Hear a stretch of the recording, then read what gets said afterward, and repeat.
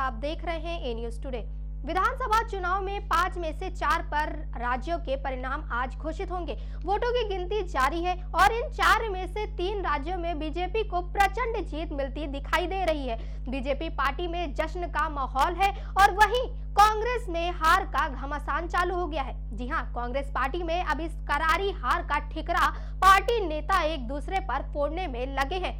दरअसल मध्य प्रदेश विधानसभा चुनाव के रुझानों में एक बार फिर बीजेपी सरकार बनाने की ओर आगे बढ़ रही है। इसके बाद राज्य कांग्रेस में बगावत शुरू हो गई है।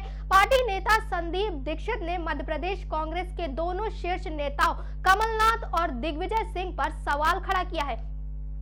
संदीप दीक्षित ने कहा है, हार के बाद हमारी पार्टी कभी समीक्षा नहीं करती। उन्होंने समझाया था लेकिन किसी ने नहीं सुनी। जी हां, उन्होंने भले ही ये कहा है कि उनकी पार्टी हार के बाद मंथन नहीं करती, लेकिन इसके तुरंत बाद उन्होंने मध्य प्रदेश के हार के लिए प्रदेश नेतृत्व को ही जिम्मेदार ठहराया है।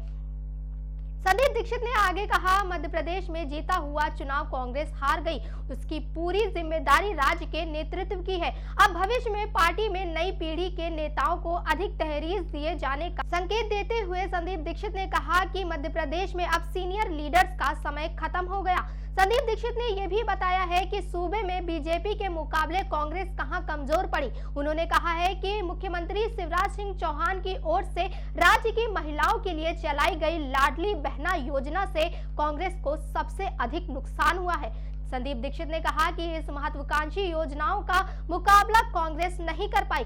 महिलाओं के बीच ये बहुत लोकप्रिय रहा और कांग्रेस इसके काउंटर में कुछ नहीं कर सकी। उन्होंने प्रदेश नेतृत्व पर मनमानी का आरोप लगाते हुए कहा, मैंने समझाया था लेकिन किसी ने नहीं सुनी। वहीं आपको बता दें कि मध्य प्रदेश विधानसभा में 230 सीटें हैं, जहां सरकार बनाने के लिए 116 सीटों पर जीत दर्ज करना जरूरी है। रविवार दोपहर 1 बजे तक चुनाव आयोग की ओर से सभी 230 विधानसभा सीटों पर रुझान आ गए हैं, जिसमें से 163 सीटों पर बीजेपी आगे चल रही है, वहीं कांग्रेस महज 73 सीटों पर आगे है। चुनाव आयोग के रुझानों में बहुजन समाजवादी पार्टी और भारत आदिवासी पार्टी को एक-एक सीट पर बढ़त मिली हुई है। हालांकि ये महज रुझान है, फाइनल रिजल्ट नहीं है। तो वहीं राजस्थान में बीजेपी को अभी तक 199 में से 113 तो कांग्रेस को 72 सीटें मिली हैं। बात करें छत्तीसगढ़ की तो यहाँ 90 में से 53 और 37 सीटों पर कांग्रेस है। तेलंगाना में कांग्रेस आगे बढ़ती नजर आ रही है। यहाँ कांग्रेस को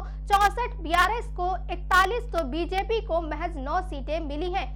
भले ही मध्य प्रदेश में बीजेपी लगातार सरकार बनाने की ओर आगे बढ़ रही है, हालांकि 11 सीटें ऐसी हैं जहां बीजेपी कांग्रेस में कांटे की टक्कर चल रही है। इन सीटों पर बीजेपी के उम्मीदवार 1000 से भी कम वोट से आगे चल रहे हैं। 4 सीटें तो ऐसी हैं जहां बीजेपी प्रत्याशी के पास 500 से भी कम वोट से आगे चल रहे हैं। यहाँ कांग्रेस कैंडिडेट्स कभी भी बीजेपी के प्रत्याशियों को पटकनी दे सकते हैं। तमाम और चुनावी अपडेट्स के लिए देखते रहिए ए न्यूज टुडे।